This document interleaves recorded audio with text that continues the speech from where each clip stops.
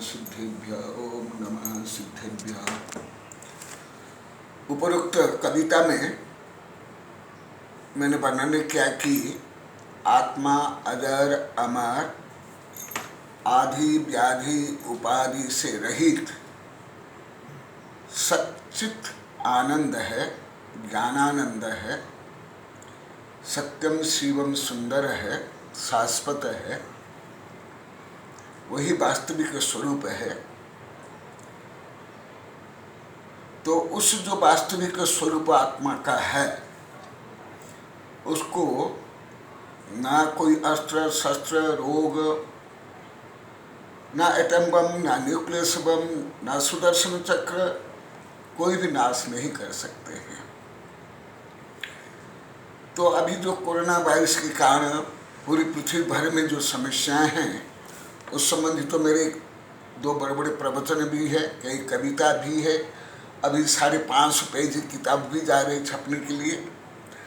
परंतु संक्षिप्ततः मैं यहाँ बता रहा हूँ कि जो कोरोना वायरस की समस्याएं हैं उसके मूल कारण है मानवकृत प्रकृति विध्वंस, दोहन नहीं शोषण, फैशन बेशन, अन्याय अत्याचार शोषण, बीड़ी सिगरेट पान मसाला शराब सेवन, विभिन्न प्रकार पशुओं को मार करके उसका मांस खाना, ये सब मुख्य कारण है। इसलिए जो वैज्ञानिक लोग को अनुसंधान कर रहे हैं वैक्सीन के लिए, औषधि के लिए, उनका भाव तो बहुत उदार है, वैश्विक है, सर्वजीव हितकारी के लिए हैं। परंतु उसके साथ साथ सब मानव को क्या करना चाहिए, उपरोक्त सब कविताओं में, भाषण में मैं बताया हूँ, उससे शिक्षा लेनी चाहिए। क्योंकि समस्या के बाद ही समाधान के लिए अनुसंधान होता है और आविष्कार जो होता है वो आवश्यकता से। दुख में सुमिरन सब करे, सुखे में न करे न कोय। तो अभी जो दुख के समय में स्वयं के दोष को जानना चाहिए, मानना चाहिए, दूर करना चाहिए। कोरोना वायरस के कारण अभी पृथ्वी भर में जो प्राकृतिक रूप में बिना धन जन वैज्ञानिक उपकरण, राजनीतिक सत्ता, बौद्धिक क्षमता, कानून के दंड, विज्ञान के सिद्धांत परे स्वयमेव प्रकृति में जो परिवर्तन आ रहा है, जैसे प्रदूषण कम हो रहा है, नदियाँ स्वच्छ हो रही है, पशु पक्षी कलरव कर रहे हैं, आकाश स्वच्छ दिखाई देता है, इससे मानवों को शिक्षा लेनी चाहिए। परंतु मानव ऐसे एक संकीर्ण, स्वार्थी और क्रूरतम प्राणी है जो केवल स्वार्थ के लिए और सत्ता, संपत्ति, प्रसिद्धि और अहंकार के लिए आवश्यक पाप नहीं करता है, अनावश्यक पाप ज्यादा करता है। जैसे फैशन बेसन, शराब सेवन, मांस सेवन, बूचड़ खाना, ये सब कारण जो प्रकृति में परिवर्तन हो रहा है उसकी प्रतिक्रिया ये है। तो इसीलिए इस संकट में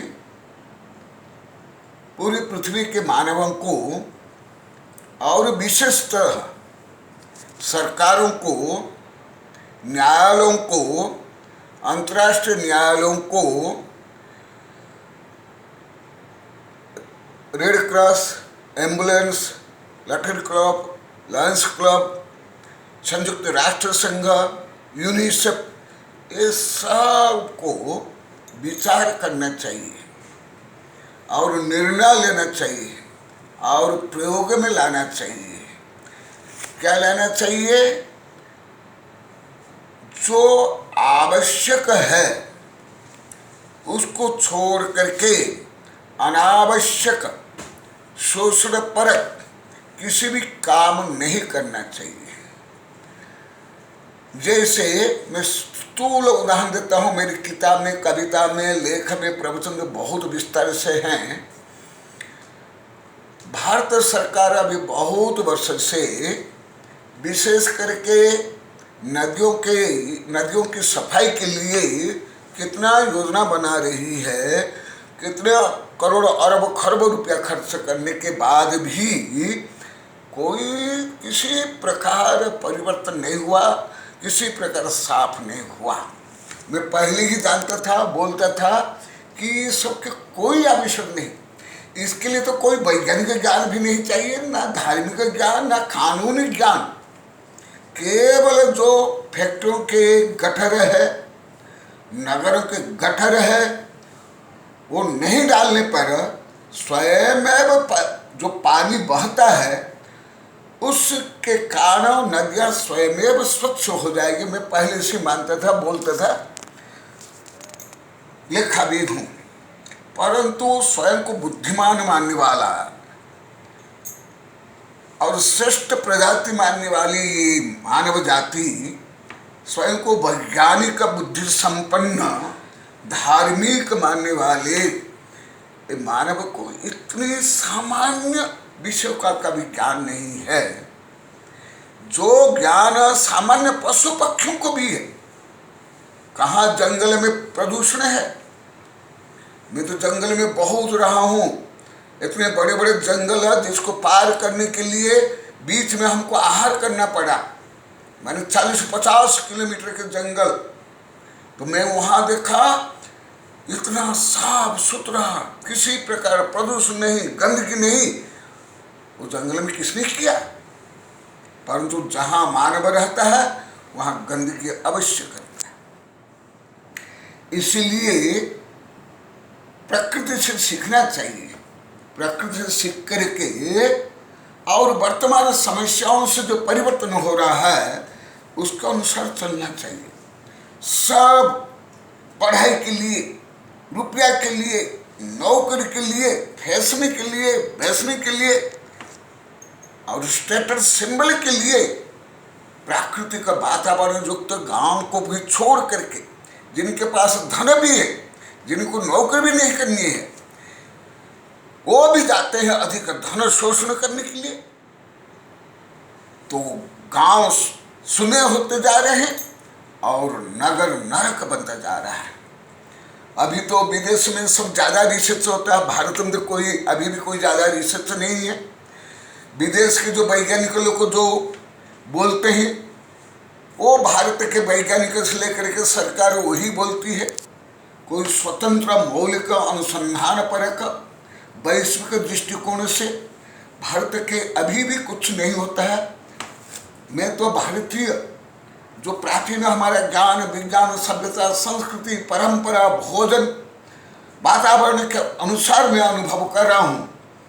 अभी भारत बहुत पिछड़ा देश है, केवल धन में नहीं, विज्ञान में नहीं, भाव में, व्यवहार में भी। तो इसलिए ये कोरोना वायरस से जो समस्या उत्पन्न होने के बाद जो लॉकडाउन हुआ, जो फैक्ट्री बंद हुई, जो गाड़ी, रेल और जो रेलम पैला केवल भीड़ लगा लेते हैं, जहाँ तहाँ भीड़ तंत्र, भेड़ चाल और भेड़िया चाल, भावना, भक्ति, धार्मिक भावना भी नहीं, धर्म से कोई सीखना नहीं, केवल वर्चस्व के लिए, अपने पंथवाद के लिए या धन कमाने के लिए या भीड़ जोड़ने के लिए केवल जो इकट्ठे हो जाते हैं मेला ठेला। वहाँ से लेकर राजनीति में भी, व्यापार में भी ये अनावश्यक जो भीड़ है, भीड़ तंत्र है, भेड़िया तंत्र है, इसको दूर करना चाहिए। क्योंकि हमारे यहाँ दिगंबर सतंबर हिंदू बौद्ध के जो बड़े बड़े तीर्थंकर बुद्ध ऋषि मुनि हुए, जो राजा महाराज चक्रवर्ती भी थे, वो भी राज्य वैभव उनके परिवार के लोग करोड़ों के थे, तो भी वो अनंत सुख को प्राप्त करने के लिए, मोक्ष को प्राप्त करने के लिए जंगल में जाकर एकांत में रहे, गुहा में रहे, प्राकृतिक। इसी प्रकार भोग भूमि में दीर्घ काल रहने पर भी, बड़े बड़े शरीर होने पर भी वो स्वस्थ रहते थे, क्योंकि प्रकृति का शोषण नहीं करते थे। अभी जो प्रकृति का शोषण करते हैं, लोभ प्रवृत्ति है, फैशन है, दिखावा है, दिखावा धर्म में भी है, पढ़ाई में भी, राजनीति में, व्यापार में। इसलिए अभी कोरोना के कारण ये शिक्षा लेनी चाहिए। If you want peace, happiness and health, return to nature. यदि सुख, शांति और स्वास्थ्य चाहिए, प्रकृति की गोद मानी चाहिए। जब तक स्वयं को परिवर्तन नहीं करोगे, भले अभी कोरोना दूर हो जाएगा, परंतु एक्शन जो रिएक्शन के अनुसार, कर्म फल सिद्धांत के अनुसार, निमित्त उपादान के अनुसार, और अरे कोई ना कोई समस्या उत्पन्न होगी ही। इसलिए पहले उन समस्याओं के उत्पन्न होने के जो मूल कारण है, वो मूल कारण जो पाप भाव, पाप प्रवृत्तियां, उसको त्याग करना चाहिए। शुभ प्रवृत्ति, धार्मिक प्रवृत्ति, नैतिक प्रवृत्ति को अपनाना चाहिए। सामान्यतः धर्म माने क्या मानकर बैठे हैं? केवल अपनी अपनी परंपरा के अनुसार कुछ कट्टरता से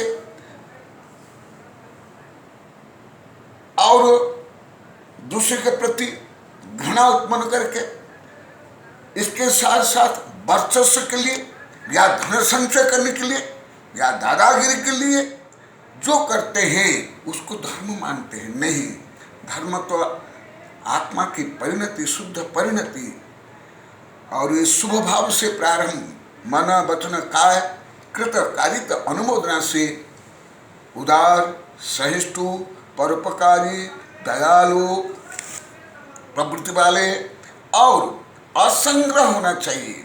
संग्रह प्रवृत्ति अभी बहुत ज्यादा बढ़ गई। उस संग्रह के कारण फैक्ट्री चाहिए, रेल चाहिए, गाड़ी चाहिए, खान, ये सब क्या है? इसलिए केवल औषधि से, इंजेक्शन से, सरकार से, वैज्ञानिकों से, डॉक्टरों से, रूढ़िवादी धर्म से, ये कानून से ये सब कुछ भी संभव नहीं है। स्वयं को परिवर्तन करना पड़ेगा, स्वयं को पवित्र करना पड़ेगा, स्वयं को निर्लोभ होना पड़ेगा, सदाचारी, मितव्ययी, उदार, सहिष्णु और सादा जीवन, उच्च विचार, simple living and high thinking. अभी तो simple living and high thinking को गंवार मानते हैं, अधार्मिक मानते हैं, पिछड़ापन मानते हैं। जो जितना शोषण करता है, फैशन वैशन करता है, उसको श्रेष्ठ मानते हैं। तो इसलिए मेरी भावना है कविता के माध्यम से भी, पूर्व प्रवचन में, कि इससे कोरोना वायरस से केवल निवृत्त होने के लिए नहीं, समस्त आदि व्याधि उपाधि से निवृत्त होकर के शाश्वत सुख प्राप्त करने के लिए हर मानव को, हर प्राणी को पुरुषार्थ करना चाहिए। सर्वे सुखिनः सन्तु, सर्वे सन्तु निरामया, सर्वे भद्राणि पश्यन्तु, मा कश्चित् दुःखमाप्नुयात्। प्रध्वस्त घातकर्मणः केवल ज्ञान भास्करः पूर्वतम जगतां शांति वृषभाद्या जिनेश्वर। ओम शांति शांति शांति।